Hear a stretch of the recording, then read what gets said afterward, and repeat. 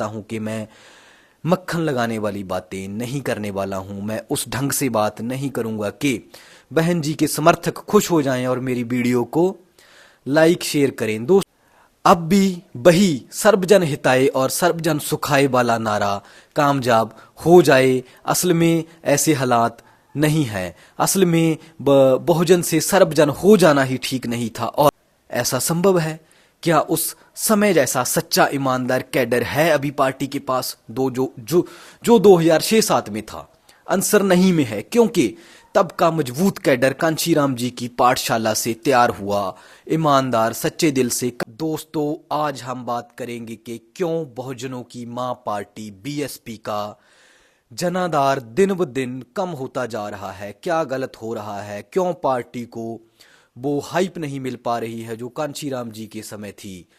Party का औरा दिन ब दिन खत्म होता जा रहा है। ऐसे अनेकों सवाल हर उस चिंतक के मन में होंगे जो बहुजन समाज का हितैषी है, जो दलितों पिछड़ों का पक्षधर है। अगली बात शुरू करने से पहले मैं क्लियर कर देना चाहता हूं कि मैं मक्खन लगाने वाली बातें नहीं करने वाला हूं। मैं उस ढंग से बात नहीं करूंगा कि बहन जी के समर्थक खुश हो जाएं और मेरी वीडियो को लाइक शेयर करें। दोस्तों, अच्छा मित्र वो होता है जो हमें हमारी कमियां भी बताए, ना कि वो जो हमारी झूठी तारीफ करे।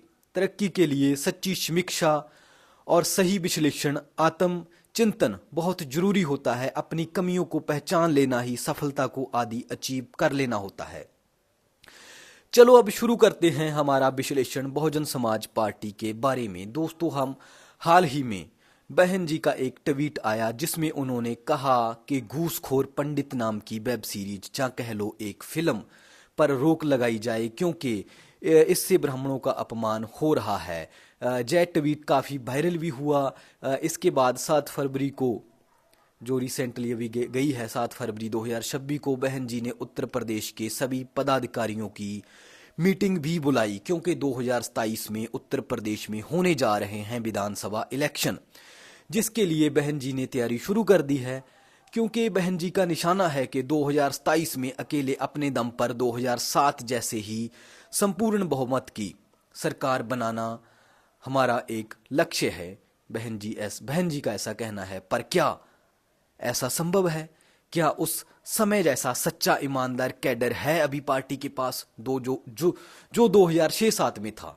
आंसर नहीं में है, क्योंकि तब का मजबूत कैडर कांशीराम जी की पाठशाला से तैयार हुआ, ईमानदार सच्चे दिल से काम करने वाला कैडर था। दोस्तों, बहुत कुछ बदल चुका है पार्टी में भी, और उत्तर प्रदेश के हालात भी 2007 जैसे नहीं हैं।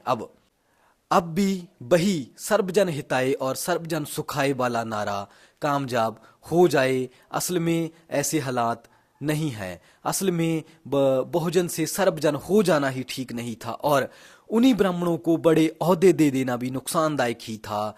पार्टी को बहुजन हिताय बहुजन सुखाय के सिद्धांत पर ही अडिग रहना चाहिए था। बसपा का जो बेस था वो दलित, पिछड़ा और मुसलमान था, पर बहन जी ने ब्राह्मणों को साथ जोड़ने के चक्कर में अपने बेस को उखाड़ना शुरू कर दिया।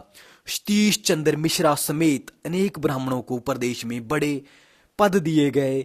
जय सब मुसलमानों और दलितों को नहीं पसंद आया, जिसके कारण बसपा का जो कोर वोटर था, दलित, पिछड़ा और मुसलमान, वो बसपा से दूर होना शुरू हो गया। किसी पार्टी की कामयाबी के लिए एक बेस वोट का, कोर वोट का होना बहुत जरूरी होता है।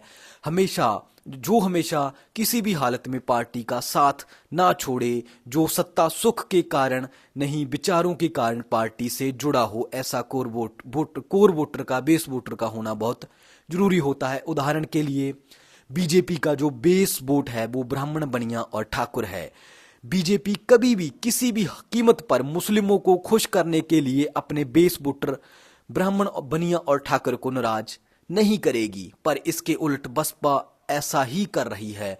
दोस्तों, बहन जी को यह बात भी समझनी पड़ेगी कि 2007 वाले टाइम में ब्राह्मणों की अपनी पार्टी बीजेपी बहुत खराब हालत में थी, वो स्ट्रांग नहीं थे। इसलिए कोई अच्छा ऑप्शन ना मिलने के कारण वो बसपा को वोट कर गए थे। अब बीजेपी मजबूती में है और इसलिए ब्राह्मण बीजेपी को ही वोट करेगा, ज्यादा परसेंटेज में, ज्यादा मात्रा में। वो बीएसपी के पक्ष में बहुत कम आएगा। अकेले ब्राह्मणों को खुश करने के चक्कर में मुस्लिमों और ओबीसी समाज को बिल्कुल दूर कर दिया है। बीएसपी से वो दूर हो गया है, बहन जी से वो दूर हो गया है। कितनी भी कोशिश कर लें, ब्राह्मण हमारे मिशन को आगे नहीं बढ़ा सकता। वो तो जड़ है जातिवाद की। एक बात और है, वो यह है कि बहन जी को सिर्फ अपने कोऑर्डिनेटरों पर भी निर्भर नहीं रहना चाहिए।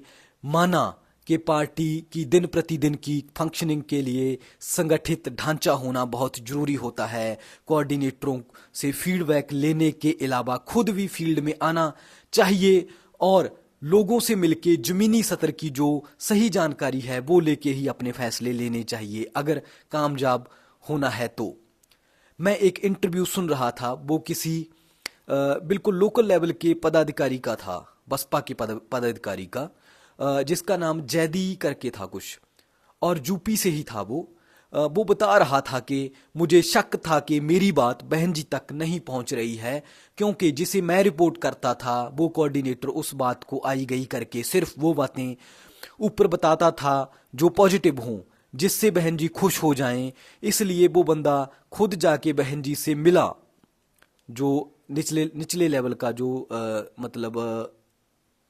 पदाधिकारी था बसपा का, और डर भी रहा था वो सीधा मिलने से, क्योंकि उसने लोगों से सुन रखा था कि बहन जी भी डांट भी देती हैं लोगों को। पर वो बंदा मिला बहन जी से और अपनी बात रखी कि क्या स्थिति है असल में, और वो बात कर रहा था कि ओवैसी से बीएसपी का गठबंधन होना चाहिए अगर जीत प्राप्त करनी है। तो बहन जी ने उसकी बात को बहुत शांतिपूर्वक ढंग से सुना और कहा कि हम इस पर विचार जरूर करेंगे, आपकी बात सही लग रही है।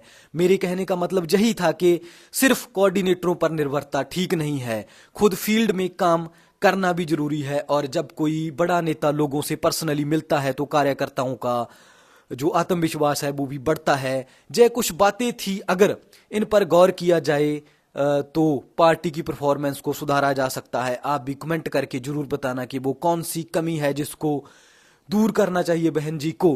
और धन्यवाद दोस्तों, जय भीम, जय भारत।